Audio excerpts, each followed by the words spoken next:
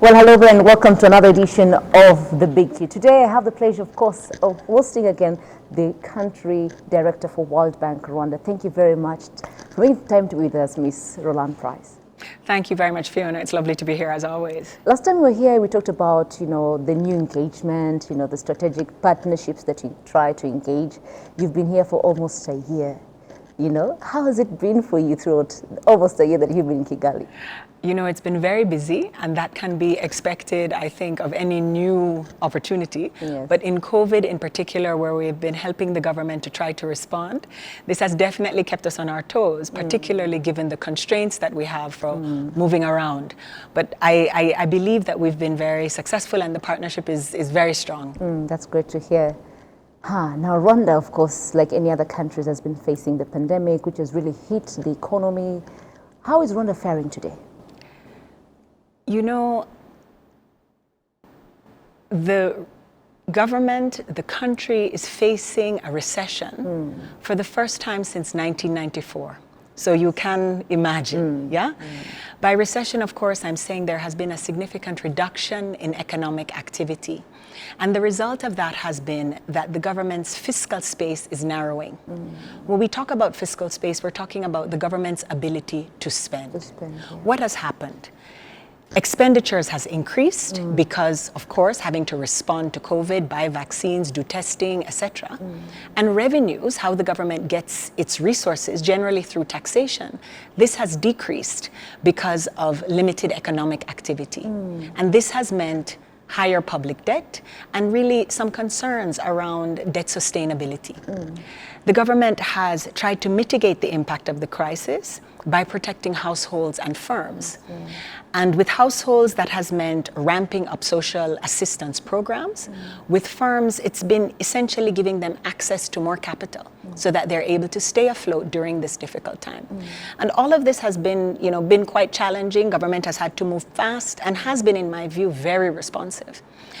I think the one bright spot that we are seeing, that there are signs of recovery, is that if one compares what has happened between January and March of this year, 2021, the first quarter, and January and March of last year, what you're seeing is a 3.5% increase in GDP. Which is a good thing. Which is an excellent thing. It means that there's greater economic activity. And this is despite the fact that we had to have a lockdown. Right, during January. So this keeps us in a very optimistic frame that perhaps the government would keep doing what it's doing. Absolutely. You've mentioned a number of issues. You've talked about recession, of course, which is the first time after 1994. You've also talked about debt sustainability.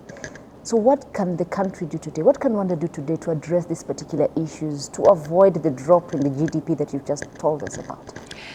I think a lot comes down to how the government chooses to invest the resources that it has, right? One needs to look at investments that are going to boost growth while still trying to think about fiscal sustainability. The government most recently has gone to the market and been able to raise quite a number of funds through this Eurobond, right, at commercial rates. One needs to look at maximizing the benefit from those sorts of investments. And so in the first instance, I would say, for commercially viable investments, investments where the profits are clear, these are good investments, and where the private sector might likely be attracted, government should leave the space for that the private sector to come in, right?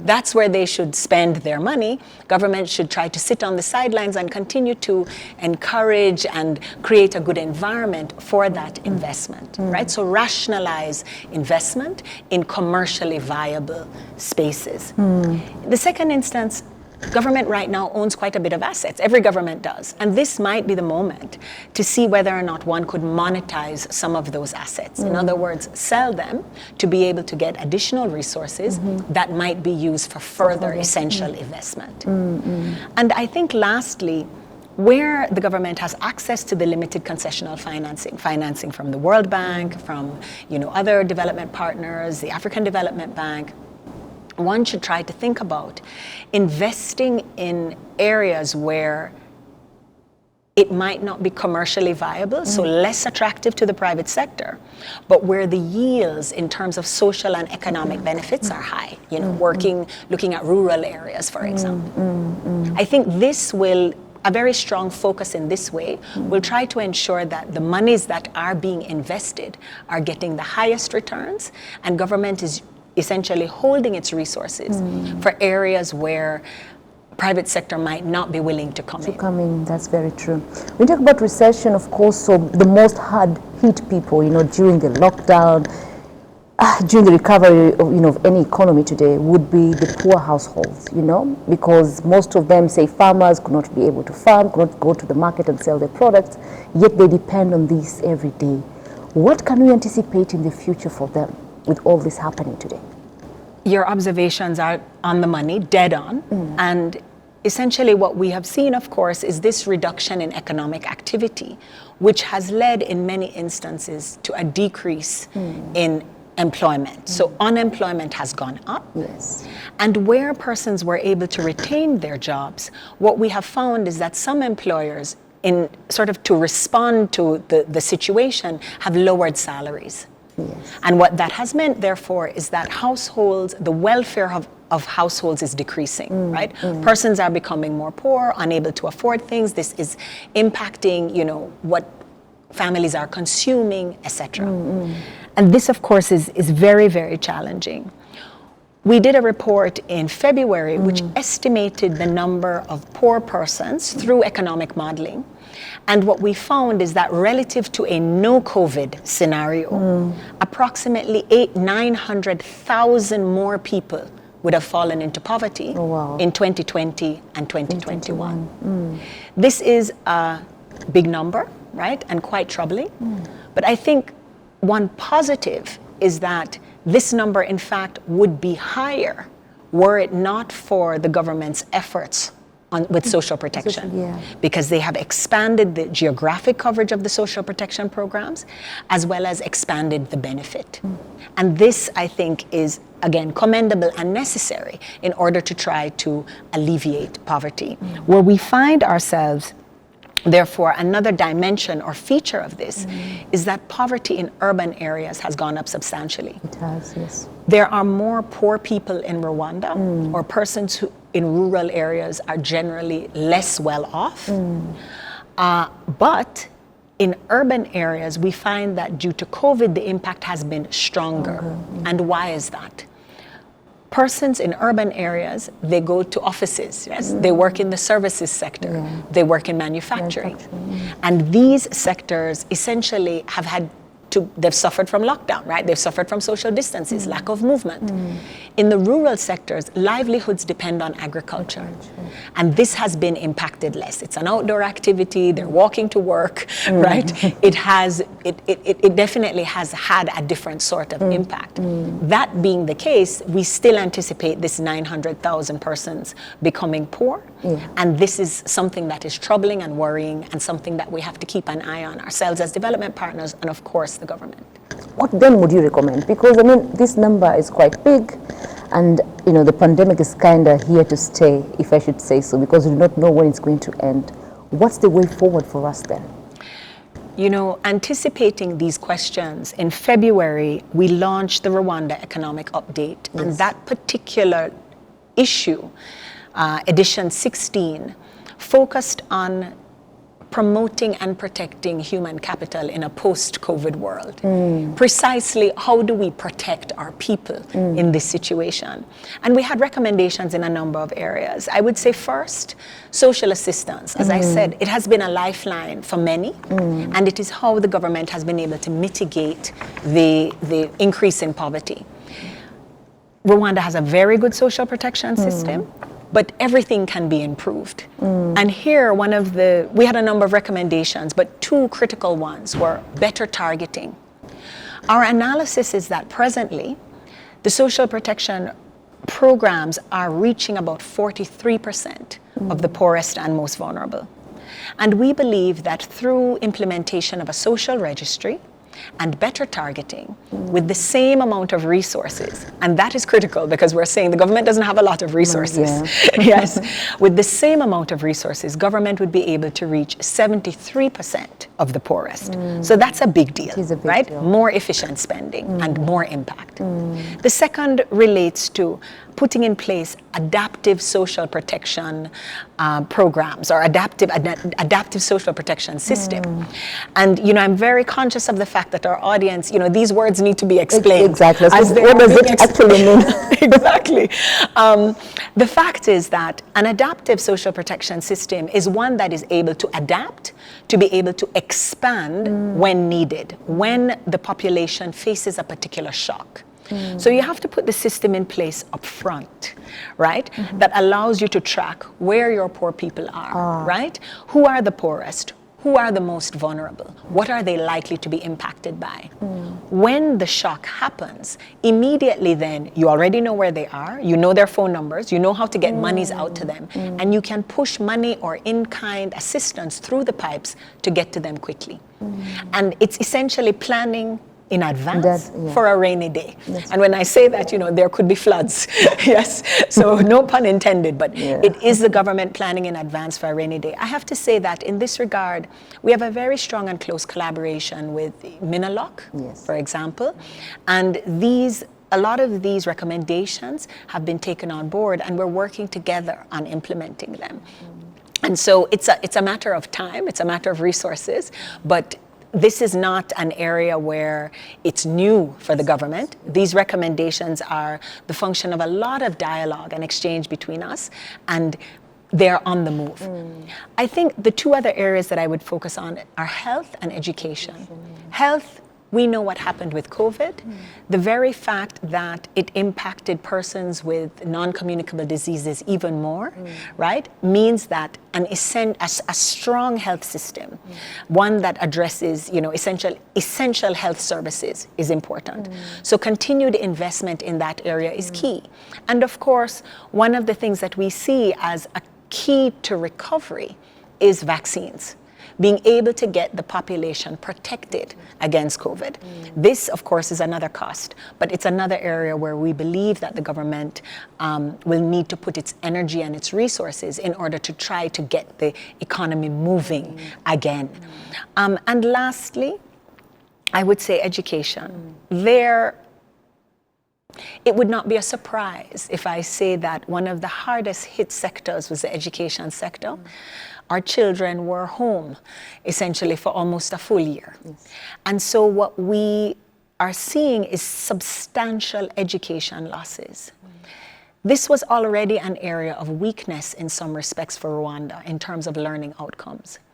And so we had a couple of key recommendations specifically responding to COVID, ensuring that students, when they go back to school, are healthy. So the government has done a huge effort on building new classrooms, expanding the amount of classrooms by 49%.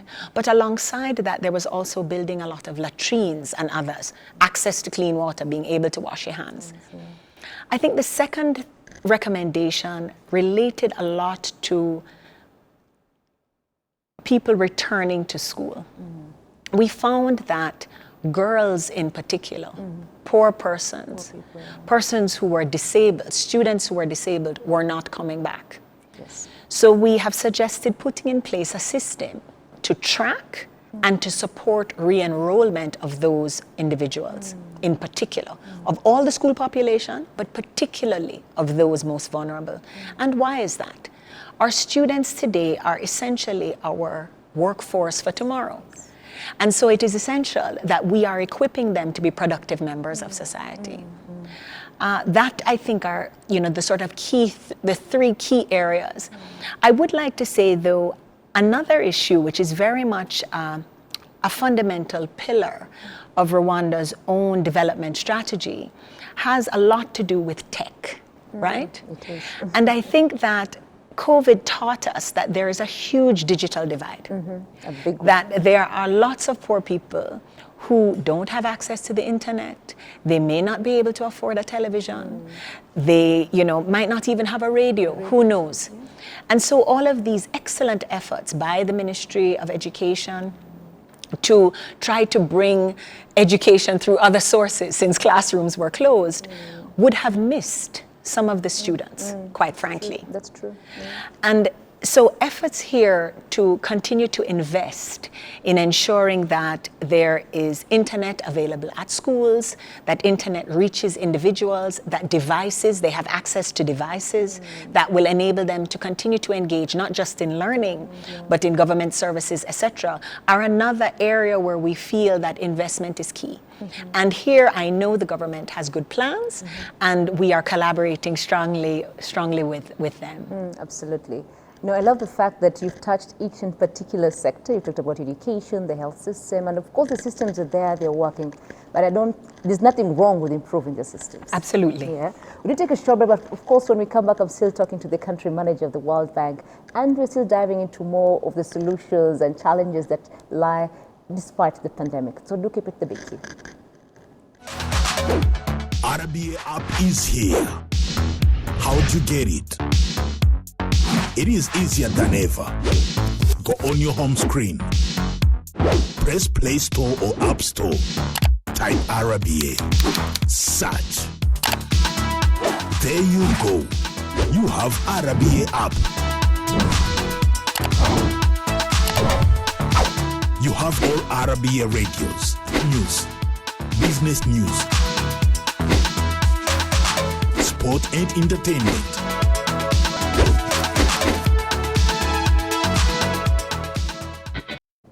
Welcome back, and thank you very much for staying with us right here on The Big. Of course, I'm still talking to the country manager for the World Bank, Ms. Roland Price. And of course, you've been educating us and telling us, what needs to be done. And it's a pleasure always to have you here. Thank you, Fiona. Yes, it's nice to talk about the stuff that I'm focused on every day, and share it with a wider audience. That's true. Now, the most recent World Bank publication was entitled The Rwanda Economic Update. And of course, it spoke on the importance of the private sector in terms of investment. And I think you touched a bit, when you said it is the role of the private sector to come, on board. Why are you concerned that the private sector is not really, how can I say, they're not really vocalized, or they're not really part and parcel in helping the government overcome this? No, I wouldn't say that. I would say that the government has done an excellent job in creating an environment for private sector development, right? For more private sector participation. We can see that, for example, in sectors such as the energy sector, where there are a number of independent power producers, generation is significant. This was a very strong push by government a number of years back under its previous development strategy, and we have seen the fruit that it has borne. But why are we focusing on it now? We're focusing on it now because more is needed, right?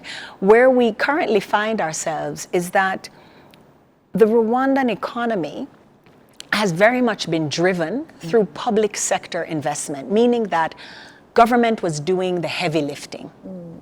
We found, I think it was in 2019, that capital expenditure from government was approximately 41% of total government expenditure. They were investing principally, of course, in infrastructure, and it is needed for development. When you compare that with other sub-Saharan African countries in the same period, their spend was 26% on average. So you can see the Rwandan government was doing far more. Yes? In this moment, however, our report, because we know that this more is needed, we look to see, can we get more out of the public spending? And what we realized was, if one focuses on traditional sources of finance for government, right? Revenues that might be raised from taxation, loans and grants from development partners, for example, these would only account for approximately 45% of what is needed to be able to address Rwanda's infrastructure needs to be able to meet the sustainable development goals. In other words, there's a significant gap, and even if the government maximized or optimized these traditional sources of finance, it wouldn't be able to meet that gap.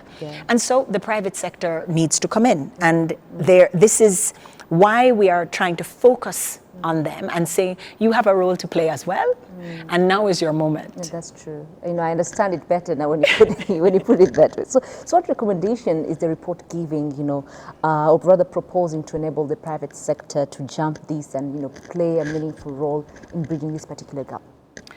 This is another excellent question. I have to say that, again, it's no surprise that Rwanda comes ahead of many of its neighbors, many of the countries in the region when it comes to foreign direct investment. The framework, the system that you have in place, led by the Rwanda Development Board, is sort of on the top of the list, right? Is the Rolls Royce of systems. And there, they focus on deal acceleration. They focus on marketing investments, going out and trying to find opportunities, trying to bring in the right type of investor. And all of that should continue, right? This is very important. There's also the focus on aftercare. Because one of the things that I think Rwanda is known for is bringing the investment in, but then once you have the private sector investor here, you have to make sure that they're able to do business well. And that portion is also very important. And Rwanda has what is known as the investor relationship management system, again, spearheaded by the RDB. Yes. And we're saying, do more of this. Continue to pay attention to this. For the bank, investment that is wholly funded by the private sector is the best, because it means that the government is able to keep its money in its pocket, right? Quite frankly, and spend on other things. That's true. But there are times when the private sector needs a sweetener, right? They need a partner. They are more interested to come if there is a collaboration. And there we're looking at public-private partnerships. And in that context, we would say one of the things that we suggest is that in order to be a strong partner, the government should build capacity for designing and negotiating and overseeing implementation of public-private partnerships, right? They need to be stronger at that, better at that. And alongside that, there should be strong efforts made to build a robust pipeline of projects. Projects from a variety of different sectors that are ready for public-private partnerships, so that they have essentially a book of bankable projects on display where they can say, oh, you have money? Yeah. You would like to come here, come to our wonderful, beautiful country? Here are these projects. These are the returns that we think that you can make, and here is what is needed. But you can't do that when the investor arrives. The work has to be put in advance, exactly, in order to have that happen. I think finally, and very importantly, is a focus on mobilizing domestic private sector capital. The fact is that we see this as an opportunity that hasn't been fully capitalized on to date. There are monies, in pension funds and other places that are not being used. And there are ways to unlock those monies of longer tenor, right? Which means you're able to take a loan for a longer period of time, which means that you're paying back a smaller increment each year. And so it is more affordable to take a loan in order to invest. And there are also instances where the government can help by essentially instituting risk-sharing instruments. And these risk-sharing instruments, first loss, for example, viability gap payments, etc. Fancy language for people in these areas, right? But essentially it's sharing risk. It allows or it encourages local banks to want to put their money on the table as well, because right now they might be somewhat risk averse. And this will, say to them, look, you're not having to take all that risk yourself. We will share that risk with you. We hope that this will essentially expand the universe of investors, both domestic and the foreign direct investment that RDB is responsible for, so that we have more opportunities for persons to invest in Rwanda. Absolutely. Oh, wow. So before I let you go, Rwanda, for many nations, we've started a whole financial calendar, What would you say you anticipate? What can we look forward to, as we start a whole new financial year?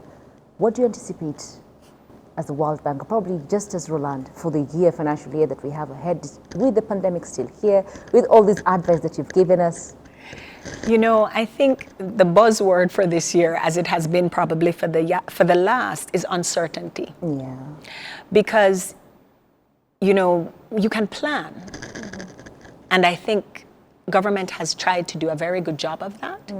I would say some of the activities or some of the efforts that have been made, a big one of these, of course, is the Economic Recovery Fund. Yes. The huge capitalization of the Economic Recovery Fund to allow businesses, both small and large, businesses who need working capital support, businesses that need investment to be able to find resources.